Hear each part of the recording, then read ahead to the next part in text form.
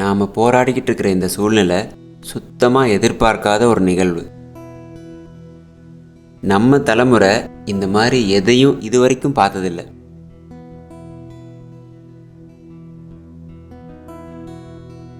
சுகாதார பணியாளர்கள், டாக்டர்கள், செவிலியர்கள், காவலர்கள்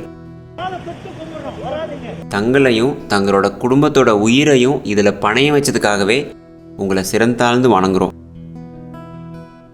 யார் ஒருத்தர் தெரிஞ்சே இன்னொரு உயிருக்காக தன்னோட உயிரை பணையம் வைக்கிறாரோ அவர் கும்பிடப்பட வேண்டியவர் இல்லையா?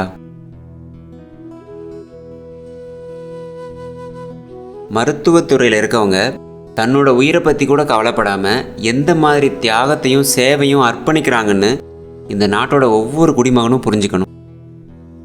இந்த நேரத்தில் கூட நம்ம பொறுப்பு இல்லாமல் நடந்துக்கிட்டா அவங்க தியாகத்துக்கும் சேவைக்கும் எந்த அர்த்தமும் இல்லாமல் போயிடும். முக்கியமாக வீட்டிலேயே இருக்கிறது, சமுதாய இடைவெளியை கடைபிடிக்கிறது, மாஸ்க் போடுறது, இந்த அளவுக்கு செஞ்சால் கூட இது அவங்களுக்கு நாம் பண்ணுற மிகப்பெரிய உதவியாக இருக்கும்.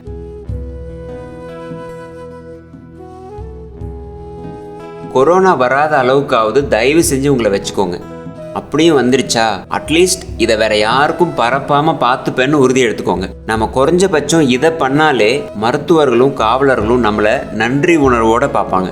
இப்படிப்பட்ட கடினமான சூழ்நிலையில தான் வாழ்க்கையில் நம்ம என்ன சேர்த்து வச்சோங்கிறத விட நம்ம எந்த மாதிரியான மனிதராக இருக்கோங்கிறது முக்கியத்துவம் பெறுது.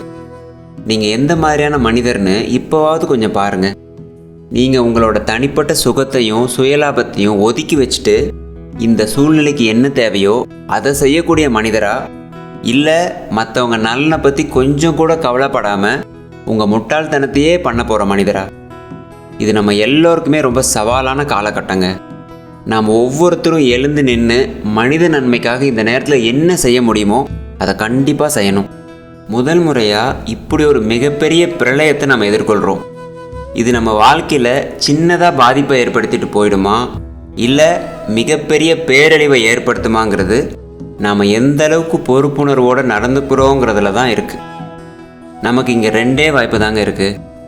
இந்த பிரச்சனை கூட சேர்ந்து நாமும் ஒரு பிரச்சனையாக மாறிட போகிறோமா, இல்லை இந்த பிரச்சனைக்கான தீர்வாக எழுந்து நிற்க போகிறோமா? உயிரை பணையம் வச்சு வேலை செய்கிற இந்த மருத்துவ பணியாளர்களுக்கு நம்ம நன்றியையும் மரியாதையும் வெளிப்படுத்துகிற விதமாக நாம் ஒவ்வொருத்தரும் இந்த பிரச்சனைக்கான தீர்வாக மட்டும்தான் எழுந்து நிற்கணும்னு உங்களை கெஞ்சி கேட்டுக்கிறேன்.